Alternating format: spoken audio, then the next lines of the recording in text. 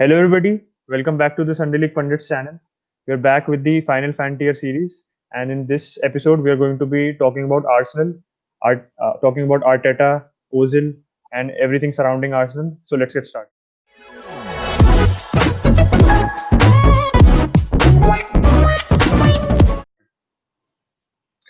इस वीडियो में हमने अपने साथ हमारे बैचमेट और काफी अच्छे दोस्त चैनल को बुलाया है जो कि एक आर्सेनल फैन है। तो चैतन, पहले बताओ कि तुमने आर्सेनल को कब से सपोर्ट करना शुरू किया? मतलब क्या वेंगर बॉल के फैन है आप?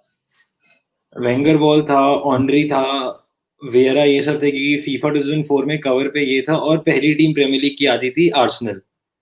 तो साथ ही में श्री गणेश किया था आर्सेनल के साथ और खेलते खेलते अच्छा भी लग रहा था और उस समय इनविंसिबल्स भी थी आर्सेनल। तो ऑनरी को बहुत टाइम तक भी फॉलो किया था इंसान सबने, क्योंकि हम लोग के बचपन में फिर वर्ल्ड कप भी जीता था, यंग प्लेयर भी था वो। तो वो है। फिर वेंगर को अब बचपन में हम लोग के मन में ये भी रहता था ना, आर्सेनल आर्सन, तो ये भी लगता था कि वेंगर ओनर है आर्सेनल के।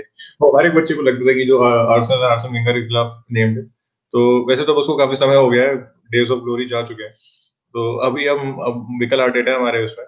लेकिन आर्टेटा जब नया नया आया था तब थोड़ा बहुत इम्पैक्ट दिखा था, जब ओजिल को वो लाया था। उसके बाद से उसने काफी फॉर्मेशन स्विच किए, 4-3-3, 3-4-3, फिर जब 4-2-3-1 में भी अभी हम खेल रहे हैं और शुरुआत भी उसमें किया था।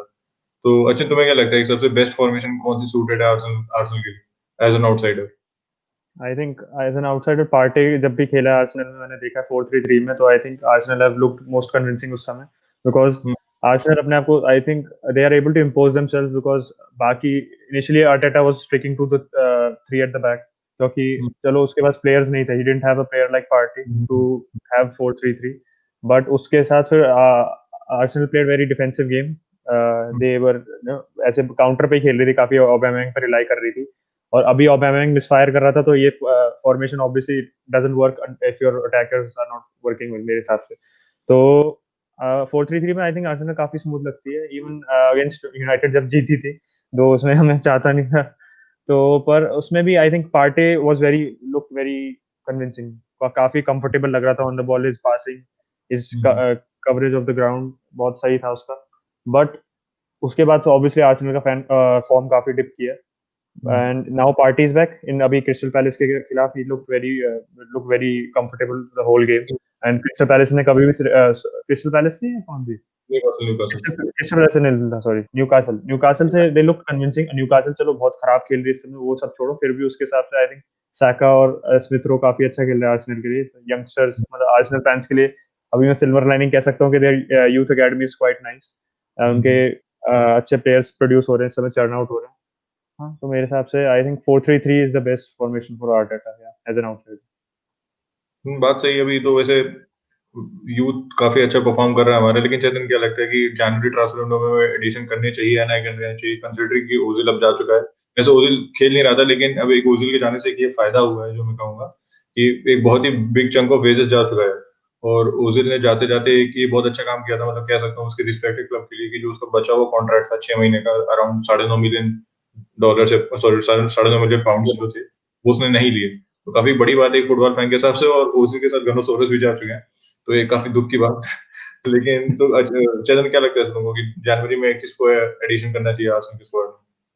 क्रिएटिव इंडेक्स पे आर्सेनल अगर प्लेयर साइन नहीं करते, क्योंकि फंड्स तो है नहीं, समर में भी पैसे खर्च किए नहीं हम लोगों ने, तो करना है तो अभी इसको से लिंक हो रहे थे हम लोग कि इसको wants to move out of Real because he doesn't fit under Zidane's plan. So I think Isco will be a good fit for Arsenal, considering the fact that ESR is very young right now, so we can't expect him to be giving a 10 on 10 performance or even a 7 on 10 performance every week and out. Saka has come of age and is playing more mature than his age. साका अच्छा perform कर रहा है, ESR कर रहा है, लेकिन एक experience की बात होती है. इसको has played with the best of players in the world, in the best of competitions, winning the best of competitions. तो इसको अगर आएगा तो एक मेंटालिटी भी उसके साथ आएगी जो एक विनर्स मेंटालिटी होती है. तो एक इसको जैसा प्लेयर आ जाए तो वो एक एडिशन होगा हमारे अटैक के लिए भी, क्योंकि अटैक में हमेशा ये प्रॉब्लम स्टार्टिंग में फेस किए हैं. अभी पिछले 3-4 हफ्तों से जो मिनी रिवाइवल कह सकते हैं आर्सेनल का हम लोग, जिसमें साका और ईएसआर का काफी पिवटल रोल रहा है, जिसमें उन लोगों ने क्रिएटिव इंडेक्स बढ़ाई है टीम की.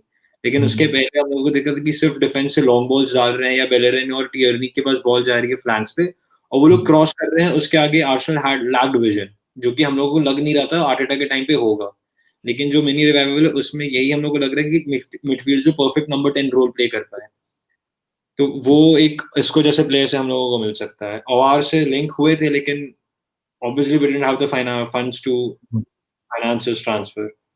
ऑब्वियसली पार्टे ओवर दोनों साइन करना तो नहीं था, एक ही हम साइन करने वाले थे, तो मतलब इन द प्रेजेंट तो पार्टे बेटर है ओवर से, क्योंकि ओवर थोड़ा प्ले टुवर्ड्स द फ्यूचर भी है, लेकिन अगर मैं तुरंत इम्पैक्ट चाहिए तो पार्टे बेटर प्लेयर है।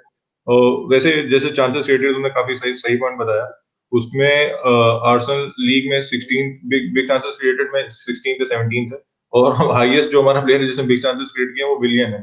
विलियन इस समय स्क्वाड में है भी नहीं, और विलियन ने बिग चांसेस क्रिएट किए हैं, और ऑब्वियसली जो इसको लीड करता है शायद वो केडीबी है, वो 14 लीग के साथ। वैसे तो मैटर नहीं करता, क्योंकि विलियन ऑब्वियसली एक तरीके से पैसा वेस्ट लग रहा है, वो कहीं और उसको इन्वेस्ट कर सकते थे। रिटायरमेंट तो आर्सेनल बनना चाहती है मेरे को लगता है सब। बट अगर इसको वाली बात में मेरे को एक चीज पूछनी थी, जैसे सेबायोस आया, ही is been on and off the season. Ceballos का भी स्टार्ट ब्राइट था मेरे हिसाब से, काफी लगा कि अब मैड्रिड से निकल के may be he can be flourish eight Arsenal. थोड़े बहुत पैचेस में अच्छा खेला मेरे हिसाब से सेबायोस, बट अभी भी is not in the team right now that much. तो मतलब क्या आर्सेनल को should they target transfer from La Liga और अनदर फॉरेन लीग, और should they go for somebody who has played in the Premier League? जैसे बुएंडिया से link हुई थी आर्सेनल, तो बुएंडिया has played in the Premier League और उसके क्रिएटिविटी नॉरिच जैसी साइड में which shone through along with Cantwell. So don't you think that Cantwell is a sorry not Cantwell, Buendia is the better choice for Arsenal instead of Isco? Plus it's financially more viable as well. नहीं, काफी सही point है कि Buendia obviously वो is too good for the championship मेरे हिसाब से, और मतलब प्रीमियर लीग में पहला सीजन था उसे अराउंड 7 और 8 असिस्ट नॉर्विच जैसी टीम के लिए काफी स्ट्रगल कर रहे थे अटैक में, और ऑब्वियसली पोजीशन ज्यादा नहीं रहता तो लो ब्लॉक खेलते थे, जो प्रमोटेड टीम से एक्सपेक्ट करेंगे। लेकिन एक और प्लेयर जो मेरे दिमाग में है जो हम पोटेंशियल साइन कर सकते हैं, वो है बोरुसिया डॉर्टमुंड का जूलियन ब्रांड, क्योंकि जूलियन ब्रांड के साथ हमारा एक ये फायदा है कि वो बहुत महंगा नहीं है, अराउंड 20 to 25 मिलियन मार्क में है, तो ऑब्वियसली इस एज में मार्केट में जो प्राइस है उस हिसाब से काफी रीजनेबल है वो। और उसके साथ एक ये फायदा है कि आर्टेटा कभी एक सिस्टम पे फिक्स नहीं रहता। अभी हम जैसे 4-2-3-1 खेल रहे हैं, तो ये अभी रिजल्ट प्रोड्यूस कर रहा है तो हम उस पर स्टिक करेंगे, लेकिन फ्यूचर अगर ये रिजल्ट प्रोड्यूस नहीं करता है तो हम ऑब्वियसली आर्टेटा में फॉर्मेशन स्विच कर देगा। तो अगर जैसे हम इसको जैसा प्योर नंबर 10 लेते हैं तो उससे ये ड्रॉबैक है कि मान लीजिए हम 3-4-3 खेलते तो उसको उसमें कहीं भी फिट नहीं होगा, ऑब्वियसली विंग पे इसको नहीं खेल सकता, और एज अ मिडफील्ड 2 भी इसको नहीं खेल सकता। तो अगर हम वहाँ पे क्या नाम जूलियन ब्रांड को साइन करते हैं, तो Julian Brandt is a multipurpose player, we can play on the left on the right, और अब टॉप भी खेल सकता है, and obviously he is number 10, तो I think Julian Brandt makes more sense for me rather than इसको। Ozil पे भी आना था, क्योंकि ओजिल हमने डिस्कस किया और ओजिल को काफी लीप अप होती कह सकते हो आप एक तरीके से हुई आर्सेनल फैन बेस में रिगार्डिंग इसकी बैठा हुआ है अम्ब्रेला लेके, उसकी बहुत इमेजेस आई सरफेस हुई ऑनलाइन की, you know he is not interested in Arsenal, और आर्सेनल का अनऑफिशियल फैन अकाउंट ओजिल चला रहा है एंड एवरीथिंग उस पे ट्विटर पे। बट अभी जैसे मेंशन किया उत्कर्ष ने कि उसने अपना जो अभी कॉन्ट्रैक्ट टर्मिनेट हुआ, he didn't take rest of his wages, so I don't think he was so financially he was looking to जैसा रिटायरमेंट वाला था उसका कि मैं पूरा अपना कॉन्ट्रैक्ट सी आउट करके I just go to the MLS, और अब तो फेनेरबाचे गया है obviously. I think it was very harsh the treatment with Ozil, because हाँ मैं मानता हूँ he hasn't been in the brightest of form for 2 to 3 years now, so but he did deserve a chance given how Arsenal का squad इतना thin था, they didn't have any creativity, and being sidelined from both the Europa League and Premier League squads, I think that was really harsh on a player of his quality. Definitely, go on, Chetan.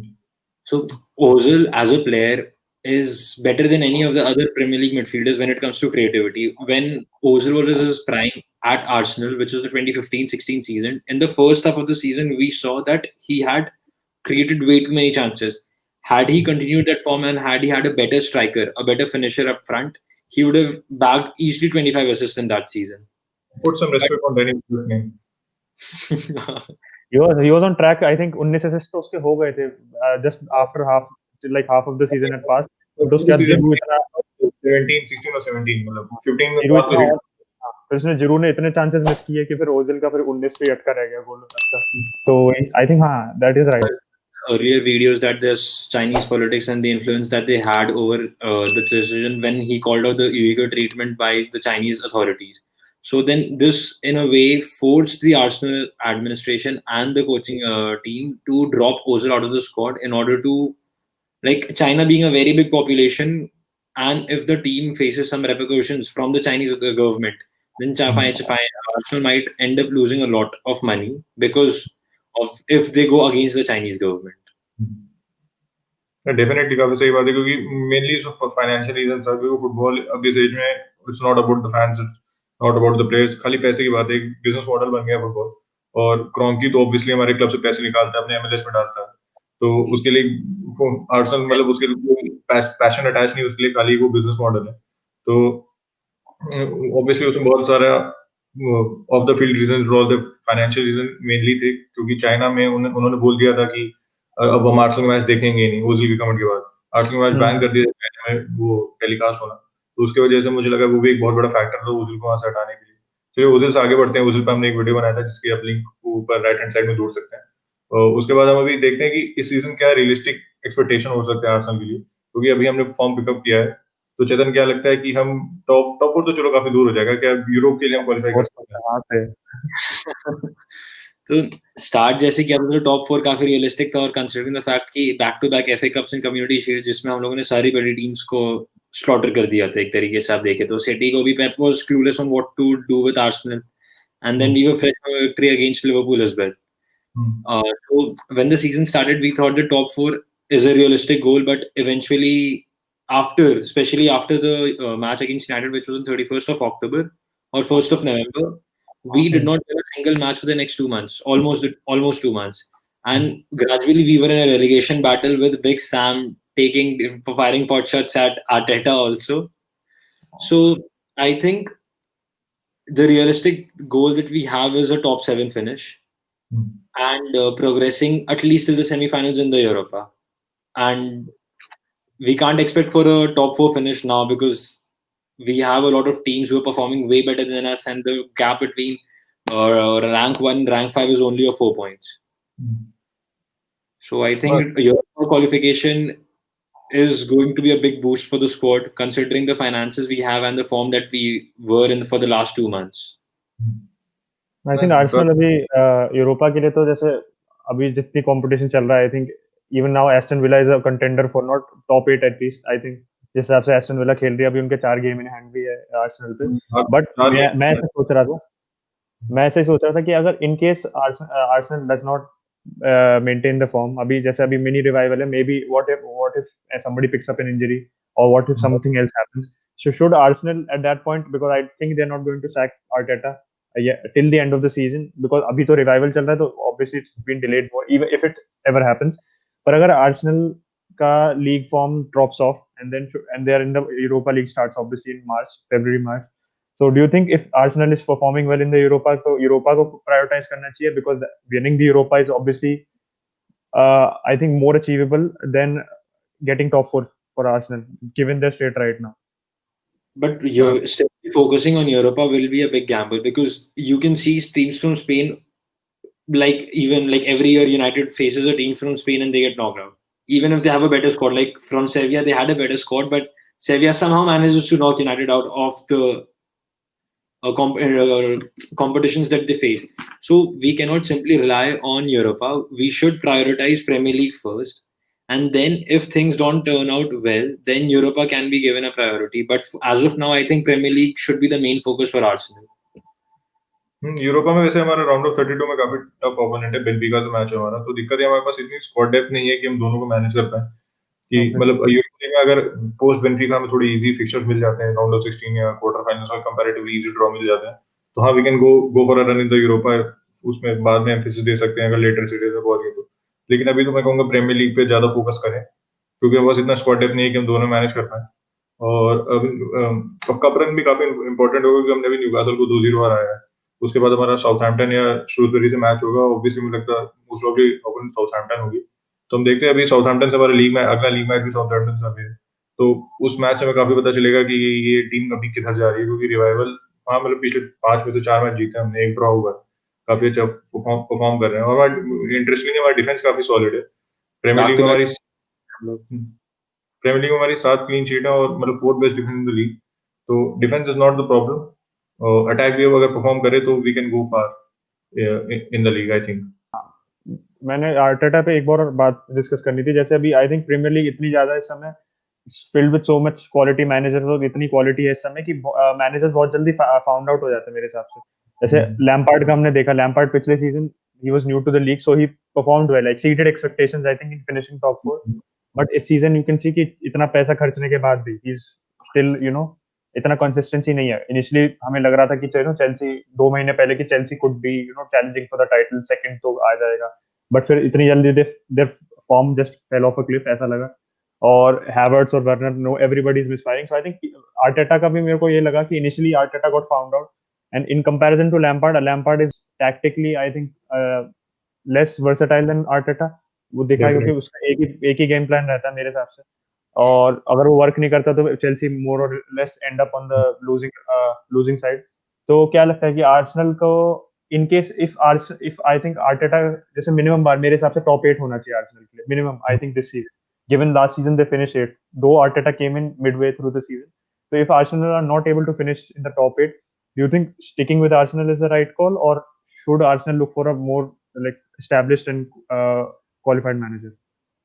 I think we should stick with Arteta for a while because as Liverpool did, they trusted in Klopp, they trusted in the process, and we can see the results that Liverpool have. They are the most formidable squad right now I in think Europe. Klopp और Arteta तो बहुत मतलब Klopp obviously had that experience Mainz और Dortmund वाला, तो वो भी भी है उसकी मेरे हिसाब से। I think we should stick because if other manager comes, he has a lot of plans, and then Arsenal does not have the finances to fund his plans. Then that might even misfire because, as we can see, the squad has started to build trust in the system as well as the manager. Players are looking more happier than they were a month or two ago. तो हाँ सही बात है। एक और point मैं Arteta को back करने के लिए कहना चाहूंगा, मतलब क्लॉप से तो ऑब्वियसली कंपैरिजन सही नहीं है, और ना ही आर्टेटा लैम्पार्ड है जो खुद क्लॉप से कंपैरिजन करे। तो एक पॉइंट यही है कि अभी आर्सेनल जो टीम है बहुत ही यंग है। हमारी एवरेज एज अराउंड 24.94 ईयर्स है, तो basically 7th in the Premier League, 7th youngest squad in the Premier League. तो जैसे ईएसआर है, साका है, ये समय के साथ बेहतर ही होंगे, और 1-2 साल में जब पार्टे प्राइम में होगा। लेकिन दिक्कत ये हमें ओबामेंग को रिप्लेस करना होगा, एक बहुत मेजर फैक्टर है, क्योंकि ओबामेंग 31 हो गया, हमारा मेजर गोल गेटर वही है। तो हमें एक और प्लेयर लाना होगा जो ओबामेंग को गोल्स को रिप्लेस कर सके, उसको थोड़ा बर्डन ऑफ ला सके। अगर हम कोई वैसा प्लेयर ढूंढ लेते हैं तो मुझे लगता है Arteta is the right man to lead Arsenal. तो डेफिनेटली हमारे जो यंग प्लेयर्स हैं वो बेटर होंगे आगे आगे कुछ सालों में। एक यंग प्लेयर में हम लोग मार्टिनेली को मिस कर रहे हैं क्योंकि लास्ट सीजन उसे देखा तो given the opportunity he showed his true worth, like the hype that had been created about Martinelli, a player being signed from an 18-year-old being signed from Brazilian league. So the way he was playing is a very direct and a mature player. We wouldn't see him do fancy stuff at the corner of the box and end up conceding the ball or giving the possession away, which eventually leads to the other team's attack. He has been a fighter consistently. Like we had a bad luck that he got injured in training after post-corona and had hoped for him to perform better. So now that Martinelli is also there in the picture, we can also expect a few fireworks from him in the future as well. Not immediately, but in the future, I think he is going to prove his mettle to the team, to the squad, to the fans. And yes, again, then 3 youngsters that we should be looking forward are Martinelli, ESR, and Saka. I think that about sums up everything we wanted to discuss about Arsenal. We've discussed Arteta, we've discussed the future, we've discussed all the problems, Ozil. So I think that wraps up our video. I hope you guys liked the final fan tier second version of it. Comment down below आप कौन सा चाहते हैं, आप किस club को हम discuss करें अगले वीडियो में। Do you want Chelsea? Do you want a club outside the Premier League? Please हमें बताएं comments में, and like the video if you like the video। नहीं कोई बता रहा है पार्ट काट। ये बात गुड। और अगर आपको और ऐसे वीडियोस चाहिए तो प्लीज सब्सक्राइब करो चैनल को, and bye bye. Bye guys.